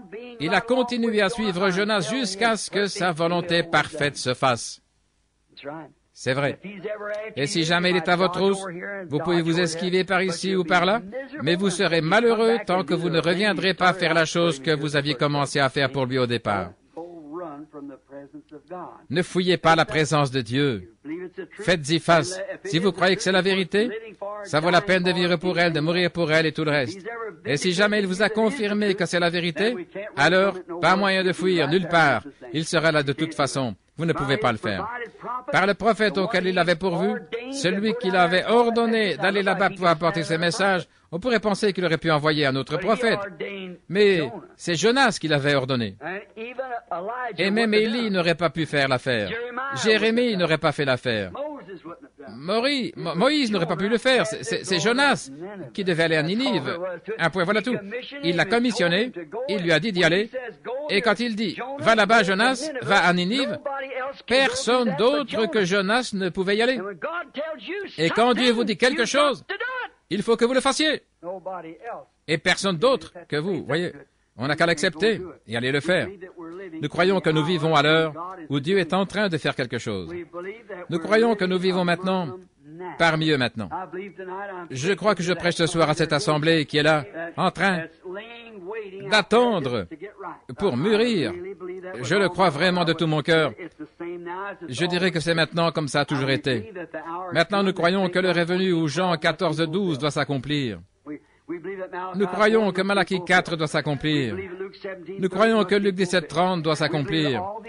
Nous croyons que toutes les prophéties qu'il a annoncées devront s'accomplir en ce jour. Nous croyons qu'elles doivent s'accomplir et nous croyons que nous les voyons s'accomplir maintenant même. C'est exactement vrai. Cessez de fuir. Ne sortez pas de sa présence, mais entrez dans sa présence. C'est vrai. Et je sais que c'est ce que vous désirez. Parce que là-dehors, j'ai vu des plaques d'immatriculation du Texas, de Louisiane et de partout. C'est pour ça que nous sommes ici. Pas pour fuir sa présence, mais pour accourir dans sa présence. Revenez. Descendez. Si vous étiez un Jonas, si vous êtes demandé où aller et que faire, venez embarquer avec nous sur le bateau. Nous allons à Tarsis pour crier. Ou à Ninive, pour crier. Nous laissons ce bateau pour Tarsis y aller s'ils veulent. Mais nous avons un devoir envers Dieu, un message dont nous sommes responsables. Alors pendant la semaine qui vient, ce soir, c'est juste un petit préliminaire pour que vous sachiez. Mais je crie, frère, c'est que je suis seul responsable d'un message. Et vous les prédicateurs qui êtes assis ici, je ne suis pas ici pour vous blesser, et vous les femmes et les hommes. Quand nous viendrons à cette affaire de mariage et divorce, j'ai dit ça pour faire comprendre ceci, c'est que je ne suis responsable qu'envers Dieu. Et puis je suis responsable envers vous aussi, responsable de vous dire la vérité. Et je ne vous dirai rien d'autre que la vérité à condition que Dieu me fasse connaître la vérité. Tant que je ne connaîtrai pas la vérité, je ne dirai rien à ce sujet, voyez-vous, je ne dirai rien. Mais je crois vraiment que Dieu me montre la vérité sur le mariage et le divorce, et j'ai confiance qu'il me permettra de le faire sortir. Et d'autres messages que j'ai l'intention d'apporter cette semaine, ce sont qui est ce Melchisédek, où Dieu a-t-il choisi de mettre son nom, et d'autres choses comme cela, qui sont des messages à venir, et les douleurs de l'enfantement, et certaines autres choses dans le même ordre. Et pour compléter un homme qui choisit son épouse et certaines choses, ces messages-là, et je voudrais en parler cette semaine, mais je voudrais seulement que l'Assemblée... Eh bien, s'il y avait un prédicateur ici, mes frères, je ne suis pas ici pour que vos membres... Je ne veux pas que certains de vos membres tourniez dans votre église en disant « Frère Branham a dit ceci, cela ». Je suis lié par un message qui m'a été donné par le Dieu Tout-Puissant. Et je me tiens ce soir, Dieu sait que c'est la vérité. Là, au bord de la rivière, il y a peut-être des gens qui étaient là. Quand l'ange du Seigneur est descendu et m'a dit ce qu'il m'a dit en 33, tout près d'ici, en descendant la rue Spring, Si vous n'êtes pas d'ici, suivez la rue tout droit, c'est au coin de la rue Spring. Là, vous arrivez au fleuve. C'est là qu'en 1933, ce qui fait qu'il doit y avoir dans les 32 ans de cela, il y a 32 ans. Et de voir comment depuis ce jour-là, il a fait arriver ça. On est sorti pour apporter le message, on a vu les malades guéris, les aveugles, les infirmes, les boiteux, les estropiés et tout. On a même vu des morts dont le décès avait été constaté être ressuscités d'entre les morts, des gens mourir et être ramenés à la vie et toutes ces choses. Si un message est proclamé, il y a des signes et des prodiges. Et on verrait encore cette même école de pensée-là qu'on avait. Ça ne venait pas de Dieu, Dieu n'a pas besoin de... Dieu cherche à attirer votre attention sur quelque chose. Et alors quand Jésus est sorti, il s'est mis à guérir les malades, à faire des grandes œuvres et tout. Toujours, Jésus l'a fait, Moïse et Jésus l'ont fait, et les apôtres aussi. Et il fait la même chose aujourd'hui, quand il envoie une réunion comme cela, des réveils, qu'il entreprend une réunion sur la terre, et qu'il se met à faire de grands signes et des prodiges. Et puis que vous voyez revenir ce même enseignement d'avant, il y a quelque chose qui ne va pas quelque part. Il y a quelque chose de nouveau qui vient. Quand Jésus est venu, c'est un bon rabbin, il pouvait aller à n'importe quelle chaire et prêcher quand il guérissait les malades. Oh, il l'aimait bien là, à ce moment-là. Mais un jour, quand il s'est assis, qu'il a dit « Moi et mon Père, nous sommes un ». Oh, frère, il n'était plus populaire après cela, quand il a dit « Si vous ne mangez ma chair et ne buvez mon sang, vous n'avez pas la vie en vous-même. Mais celui qui mange ma chair et boit mon sang a la vie éternelle, et je le ressusciterai au dernier jour. » À partir de ce moment-là, il n'a plus été populaire. Il disait « Cet homme est un vampire, un Belzébul, c'est pour ça qu'il peut faire ces choses. Un diseur de bonne aventure, il perçoit leurs pensées. C'est un diseur de bonne aventure. » Mais ce qu'il était la parole de Dieu manifestée pour cette heure. Et il était lié par devoir. Il a dit « Je fais toujours ce qui est agréable à mon Père. » Que Dieu nous aide à faire la même chose, à faire ce qui est agréable au Père. Et j'espère que vous comprendrez. Si vous n'êtes pas d'accord avec moi sur ces messages et ces choses, j'espère que vous n'oublierez pas et que vous aurez au moins assez de respect pour voir que j'ai une responsabilité. Je ne vais pas à Tarsis. Je suis en route pour Ninive et je dois crier. Que Dieu vous bénisse tous. Courbons la tête maintenant. Il est presque 9h30. Je ne vais pas vous retenir, mais j'aimerais savoir une chose si possible ce soir. Il y en a-t-il ici qui ne sont pas exactement où ils devraient être en Christ, mais vous voudriez y être et vous désirez y être? Est-ce que vous voulez simplement lever la main et dire « Frère Branham, priez pour moi. Que Dieu vous bénisse. » Regardez toutes ces mains. Je suis ici, Frère Branham, pour me rapprocher de Dieu. Et si vous aviez la tête levée, moi aussi j'ai la main levée. C'est pour ça que je suis ici. J'ai fait tout comme vous. Mais oh, l'autre jour, une des choses les plus glorieuses est arrivée. Et maintenant, je sais ce que je dois faire. Et je prie Dieu de vous donner cette compréhension claire. C'est là. S'il y a une question dans votre pensée, il doit y avoir une réponse quelque part pour répondre à cette question. Ma prière, c'est que Dieu vous fasse voir la réponse à cette question pendant ces moments. Si vous êtes malade, que Dieu vous guérisse. Nous allons avoir des services de guérison pratiquement chaque soir, je pense. Et nous allons prier pour les malades. Nous ferons tout ce que nous pouvons pour vous aider. Et faites tout ce que vous pouvez pour nous aider. On travaillera ensemble, confiants que Dieu nous donnera de glorieuses réunions. Maintenant, Dieu notre Père, c'est quelques paroles entrecoupées, mais elles sont entre tes mains maintenant. Ça a été parlé. Je devrais en répondre. Ces mots ne pourront jamais s'éteindre. Ils vont continuer autour de la terre. Ils sont enregistrés. Et un jour, j'y devrais y faire face à nouveau. J'en suis conscient, Seigneur. Et je le dis avec une profonde sincérité. Dieu bien-aimé, ce soir, je prie que chacun de ceux-ci, tes enfants, et oh Dieu, je veux croire qu'avant la fin de la semaine, ils comprendront que la question qui les préoccupe tant ce soir sera réglée. Accorde-le, Seigneur. Il y en a ici qui ne te connaissent pas encore comme leur Sauveur, Père, ou qui n'ont peut-être jamais été remplis du Saint-Esprit. Que ce soit fait ce soir. Seigneur, je ne peux remplir personne du Saint-Esprit, pas plus que je ne peux sauver qui que ce soit. Je peux seulement leur dire ce que tu as dit. Heureux ceux qui ont faim et soif de justice, car ils seront rassasiés. Et je te prie, ô Dieu, de créer une telle faim dans leur cœur. Beaucoup, Seigneur, forcément qu'ils ont faim, sinon pourquoi feraient-ils des centaines de kilomètres sur des routes verglacées et dans la pluie, à travers des déserts pour venir dans un petit bâtiment ici, au coin de la rue? Et alors je repense à ce que tu as dit. En quelque lieu que soit la carcasse, là s'assembleront les aigles. Nourris-nous, Seigneur, de ta manne divine. Donne à nos âmes ce dont nous avons vraiment besoin. Nous avons soif de toi, Père, nous sommes entre tes mains maintenant. Et que le glorieux Saint-Esprit qui est descendu sur la montagne là-bas l'autre jour, je te prie qu'il sature chaque cœur qui est ici de sa bonté, de sa miséricorde et de compréhension. Nous réalisons, Père, que c'est ce dont nous avons besoin, c'est de comprendre. Car si nous ne savons pas ce que nous faisons, comment pouvons-nous savoir le faire? Mais il nous faut avoir de la compréhension. Comme Daniel le disait, il avait compris par les écrits du prophète Jérémie. Et Père, nous comprenons par l'écriture du Saint-Esprit, comme il veut nous le révéler en cette heure. Exauce, Seigneur, les désirs de toi que nous avons. C'est avec un cœur rempli de tendresse que nous te demandons, Père, pour ta gloire, dans le nom de Jésus-Christ. Maintenant, gardons la tête inclinée. Et pendant que notre sœur joue, il me donnera grâce et gloire et m'accompagnera jusqu'au bout. Je voudrais que vous priez en silence maintenant et que vous demandiez au Père Céleste de vous accorder ce soir ce dont vous avez besoin. Mon cher frère, ma chère sœur, il est aussi proche de vous que votre bras. Vous m'avez cru pour d'autres choses, alors croyez-moi pour ça. Il est ici pour vous donner tout ce dont vous avez besoin. Oh, ces dernières semaines, j'étais tellement affamé, tellement assoiffé, j'avais tellement envie de vous revoir. C'est pour ça que j'ai dit à Billy, Billy, rentrons chez nous. Mais Daddy, pourquoi veux-tu retourner là-bas, là où il fait froid, Bill? Tu attrapes toujours un mal de gorge et tout. Tu te retrouves toujours avec un rhume de cerveau enroué et tu n'arrives presque plus à parler. J'ai dit, eh bien, je ne sais pas. Je lui ai dit, je vois mon ami Charlie Cox assis là-bas. Je lui ai dit, je suis impatient d'entendre Charlie dire, le petit écureuil a grimpé sur cet arbre là-bas.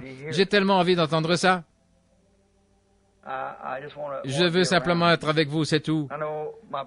Je sais que mon frère Banks a été très malade. Je l'ai vu en vision il n'y a pas longtemps.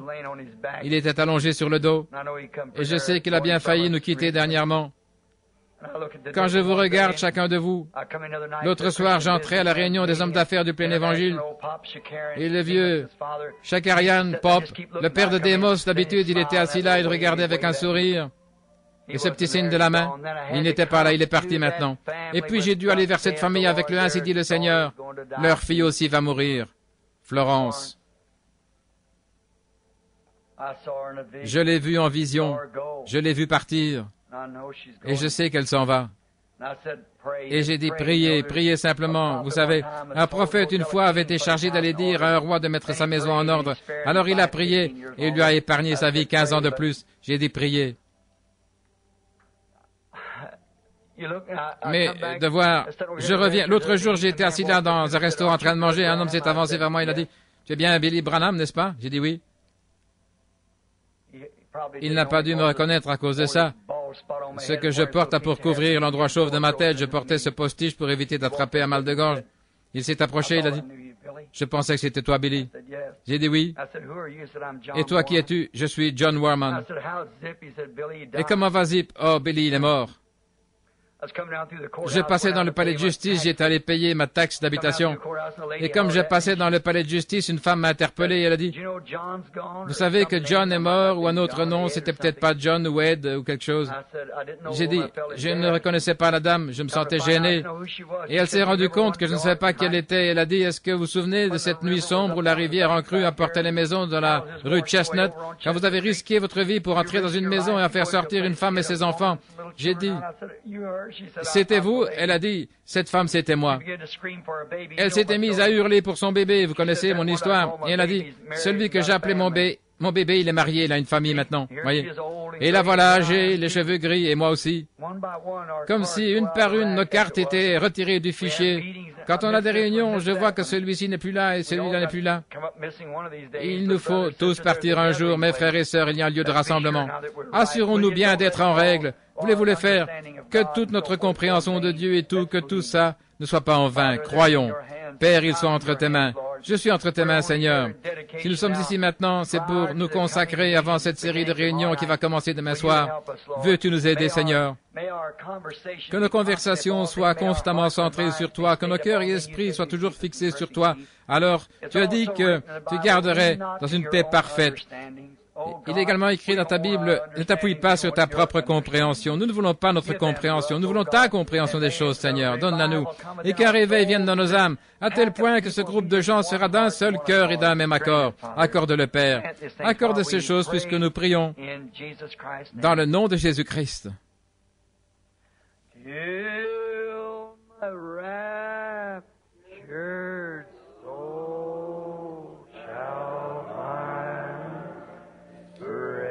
Jusqu'à ce que mon âme ravie trouve le repos au-delà du fleuve.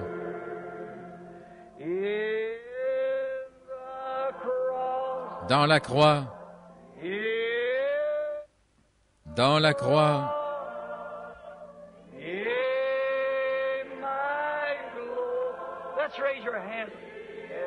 et ma gloire à jamais.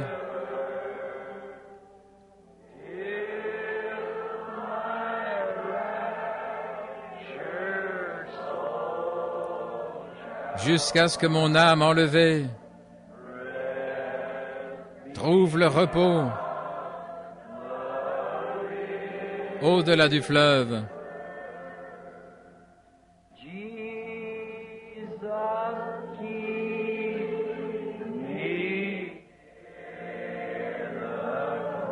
Jésus, garde-moi près de la croix.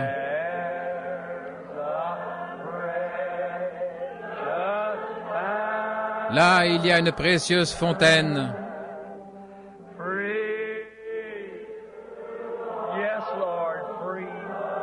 Librement, un flot qui guérit.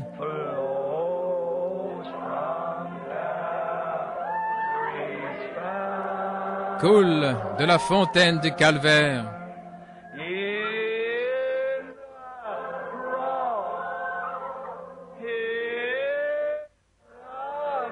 Dans la croix, dans la croix.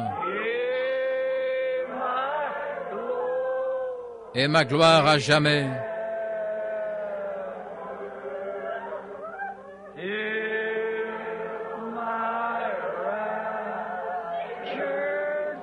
Jusqu'à ce que mon âme enlevée trouve le repos.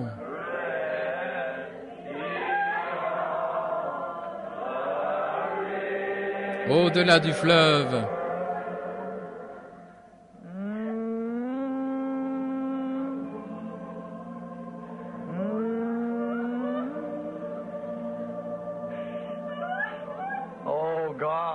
Oh Dieu,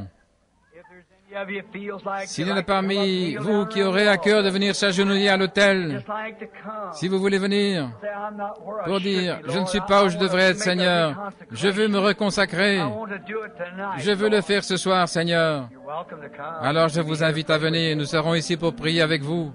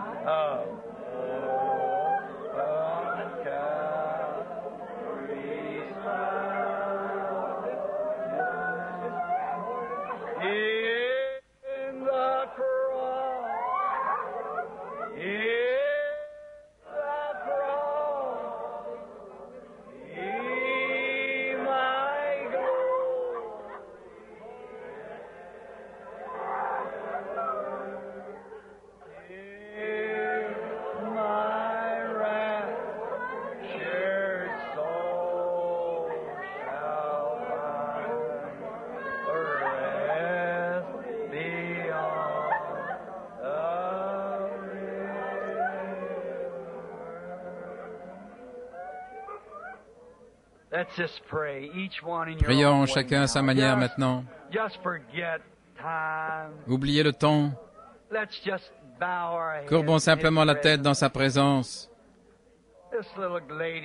Il y a cette petite dame ici qui crie « Seigneur Jésus, je t'aime ». Vous vous souvenez quand vous avez été sauvé il y a des années? Vous vous souvenez combien c'était doux? Il est aussi doux ce soir. Prions chacun à sa manière. Consacrons-nous ensemble, entièrement au Seigneur. Cher Seigneur Jésus, mon unique source de réconfort, plus que la vie pour moi. Qui ai-je sur la terre d'autre que toi, ou qui d'autre au ciel que toi? Dieu bien-aimé, nous prions maintenant que ta miséricorde et ta grâce soient envoyées sur chacun d'entre nous, Seigneur. Nous sommes ici autour de l'autel. Beaucoup n'ont pas pu venir jusqu'ici. Tu les rencontreras à leur place. Quoi que nous offrions, Seigneur, tu es prêt à l'accepter. Si nous t'offrons seulement notre temps, tu l'accepteras. Du talent, tu l'accepteras. Mais Seigneur Dieu, ce soir, nous allons plus loin que ça. Nous offrons tout ce que nous sommes, tout ce que je suis, tout ce que je peux m'attendre à être. Tout est en toi, Seigneur. Nous te prions de prendre nos prières que voici dans ton cœur, Seigneur, et de nous donner de la grande profondeur du Saint-Esprit, afin que nos vies soient changées, car nous voyons que nous approchons de la fin maintenant. Ça ne peut plus être très long. Comme nous voyons jour après jour nos bien-aimés qui s'en vont, les jeunes comme les vieux, nous savons bien que ça devra bientôt frapper à notre porte aussi. Et ce soir, Seigneur, pendant que nous sommes en possession de toutes nos facultés, assis ici, à genoux, debout, dans quelque position que nous soyons, reçois-nous, Seigneur Dieu. Prends-moi, Seigneur. Je ne suis rien, mais quoi que je sois, Seigneur, si tu peux arriver à te servir de moi, je me consacre à toi. Je prie, Dieu bien-aimé, pour chacun de ceux-ci, ces braves gens pour lesquels j'ai pleuré quand je me tenais là-bas dans les montagnes de l'Arizona. Voilà qu'ils sont ici à genoux autour de l'autel ce soir avec nous, en train de prier, de consacrer nos vies. Nous t'aimons, Père, plus que notre propre vie. Nous t'aimons plus que notre famille. Nous t'aimons plus que femmes, enfants, père, mère, sœur, frère, mari, femme. Nous t'aimons, Seigneur Jésus. Fais en sorte que ça devienne une telle réalité dans nos cœurs, Seigneur. Répands une huile de joie dans nos âmes cette semaine, Seigneur. Donne-nous un bain, un lavage de la parole, par l'eau de la parole, en distribuant à chacun de nous la vérité. Il y en a beaucoup ici ce soir, Seigneur, et beaucoup aussi qui viendront, qui sont dans la confusion sur ces sujets vitaux. Ô Dieu, ouvre dans la maison de Dieu cette source qui est là pour nous purifier. Je te prie, ô Dieu, de nous laver et de nous purifier dans ton sang, et de faire de nous de nouvelles créatures, et donne-nous la grâce et la force d'apporter la parole de vérité dans sa révélation divine de l'être de Jésus-Christ.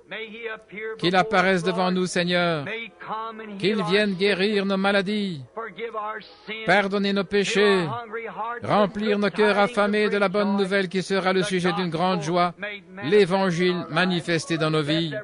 Bénis chaque pasteur, chaque conducteur de chant, chaque moniteur de l'école du dimanche. Bénis-nous tous ensemble, Seigneur, car vraiment nous t'aimons. Et maintenant nous sommes à toi, Seigneur, dans cette consécration. Dans le nom de Jésus-Christ, utilise-nous maintenant selon ta propre volonté.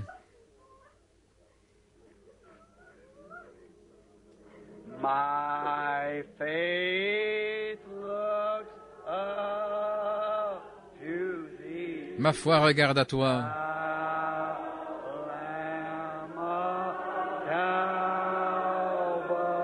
Toi, agneau du calvaire, Sauveur divin,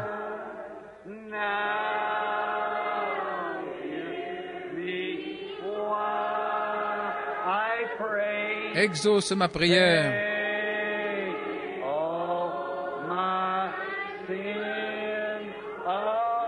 Enlève tout mon péché.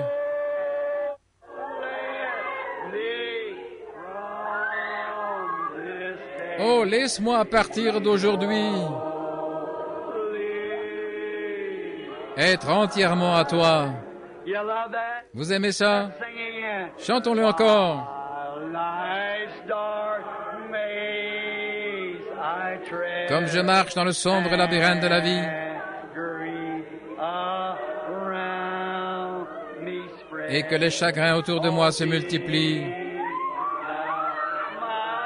God, toi, sois mon guide. this darkness turn to day. Ordonne que les ténèbres se changent en jour.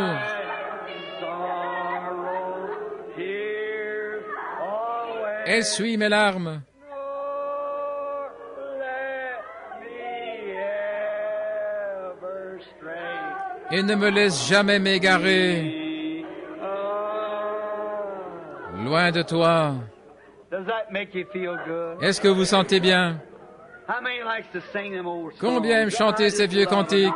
Oh, je les aime tellement. Marching to Zion. Nous marchons vers Sion. Beautiful, Merveilleuse, merveilleuse Sion.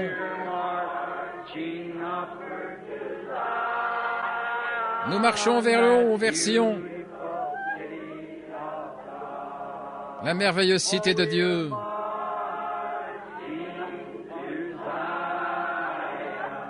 Oh, beautiful, beautiful Zion. We're marching upward to Zion, that beautiful city of God. Come we that love the Lord. Allons, nous qui aimons le Seigneur, Our joys be known. faisons connaître notre joie. Join in the song with sweet accord. Chantons ensemble d'un même cœur. The song with sweet accord. Chantons d'un même cœur.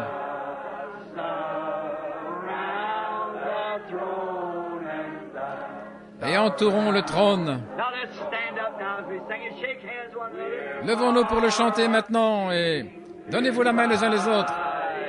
Marchons vers Sion. We're marching upward to Zion, that beautiful city of God. Let's raise your hands up now to God. Oh, we're Levons les mains maintenant vers Dieu.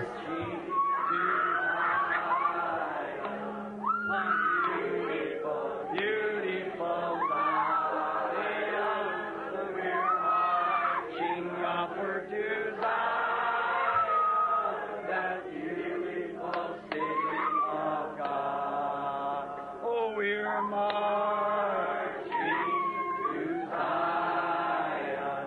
Oh, beautiful, beautiful Zion. We're marching upward to Zion.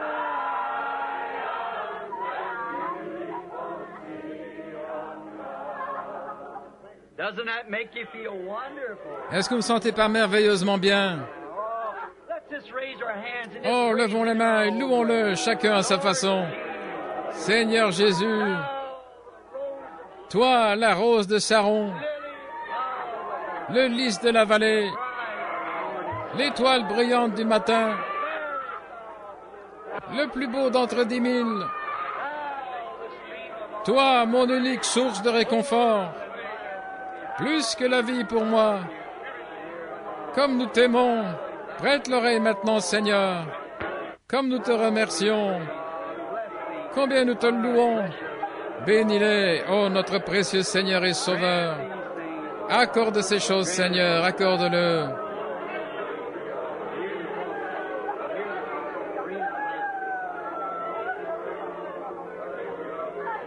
Hear the cross be my glory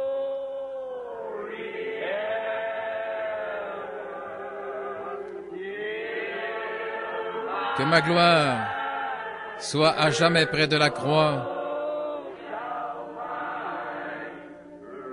jusqu'à ce que mon âme ravie trouve le repos. au-delà du fleuve. J'ai l'impression qu'il y a quelque chose qui est devant nous. Maintenant, souvenez-vous, je crois que je suis en train de prophétiser. De grandes joies nous attendent. Croyez-le, c'est vrai. Beaucoup de cœurs attristés de grands mystères seront éclaircis et la tristesse des gens se changera en joie.